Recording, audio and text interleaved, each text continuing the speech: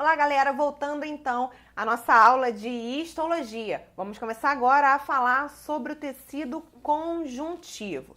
Pessoal, é bem tranquilo. O tecido conjuntivo é dividido em alguns tipos principais, mas não precisamos ver com detalhes cada um desses, basta citar. E muitas vezes, muita coisa que na verdade a gente vai ver lá em fisiologia, então fiquem bem tranquilos quanto a isso. Ainda não foi cobrada questão específica sobre o tecido conjuntivo. E os principais tipos são tecido conjuntivo frouxo, tecido conjuntivo denso, adiposo, cartilaginoso e ósseo, exatamente. O tecido cartilaginoso, ósseo, adiposo, que você com certeza já ouviu falar, eles são, na verdade, uma subdivisão do tecido conjuntivo. E aí, quais seriam as características principais do tecido conjuntivo? Pessoal, só fazendo um adendo aqui, o Enem, nós vamos ver na sessão Como Cai no Enem, de que forma ele cobrou histologia.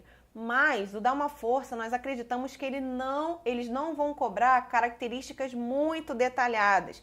Realmente, o que o Enem cobra da gente é uma interpretação e um conhecimento das questões básicas, das características fundamentais ali, de coisas que a gente realmente não pode esquecer. Então, é isso que nós estamos vendo aqui.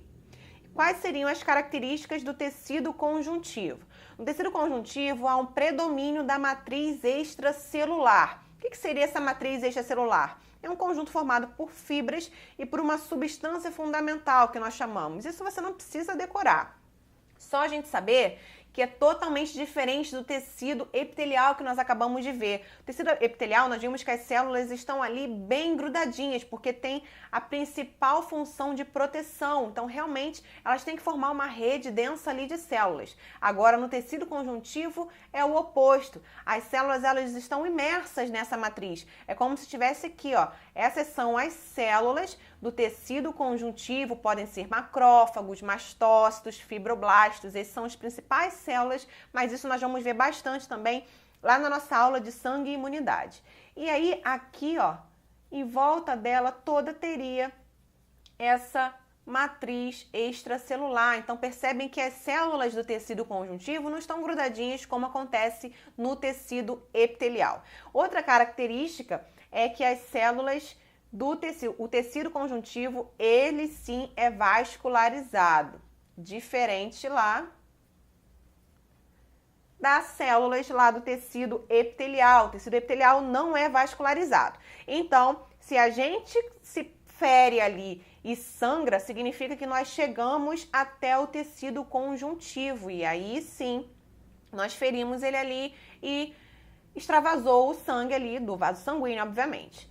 E aí, quais seriam então as principais funções desse tecido conjuntivo?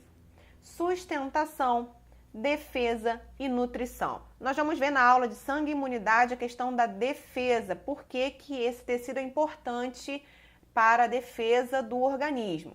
E nutrição por quê, pessoal? O que nós acabamos de ver? No tecido epitelial não há vascularização. Então, como que chega nutriente ali para o tecido epitelial? Vem todo do tecido conjuntivo. Então, o tecido conjuntivo, ele fica localizado logo abaixo do tecido epitelial. É como se a gente tivesse algo assim, ó. Aqui nós temos o tecido epitelial, que são aquelas células bem justapostas ali, sem espaço intercelular. E abaixo dele nós temos então o tecido conjuntivo, as célulazinhas aqui imersas na matriz. E aí, esse tecido conjuntivo é responsável por nutrir, é responsável por sustentar o tecido epitelial, é responsável por nutrir e ainda ajuda na defesa do organismo. Olha que lindeza isso. É isso que a gente precisa saber do tecido conjuntivo. Bora então agora falar sobre o tecido muscular, pessoal. O tecido muscular, nós já ouvimos falar certamente que tem aquela capacidade de contração. Exatamente, isso é a principal característica do tecido muscular. As células que nós chamamos de células musculares ou fibras musculares ou até de miócitos, mio está sempre remetendo a músculo, possuem essa capacidade de contração. Elas contraem e alongam. E aí, há três tipos principais de tecido muscular. Tecido muscular liso, tecido muscular estriado esquelético e tecido muscular estriado cardíaco. O tecido muscular liso, ele vai estar ali formando os órgãos internos, por exemplo, o intestino, o estômago, o útero, porque são órgãos que realmente estão ali se contraindo, eles precisam para cada um exercer a função dele. e eles têm uma contração lenta e involuntária. É claro, eu não consigo ter menor controle sobre como o meu estômago está se movendo. Ele que vai fazer ali a contração dele involuntariamente. O tecido muscular estriado esquelético já está associado aos ossos, exatamente, são super importantes para a movimentação do corpo. E, nesse caso, a contração já é rápida e voluntária, exatamente. Nós é que comandamos a movimentação do corpo, por isso que o tecido muscular estriado esquelético é de contração voluntária. E agora o tecido muscular estriado cardíaco é o tecido que só vai aparecer no coração. E nós já sabemos que a contração, então, vai ser rítmica, rápida também e involuntária. Exatamente, não controlamos as batidas ali do nosso coração.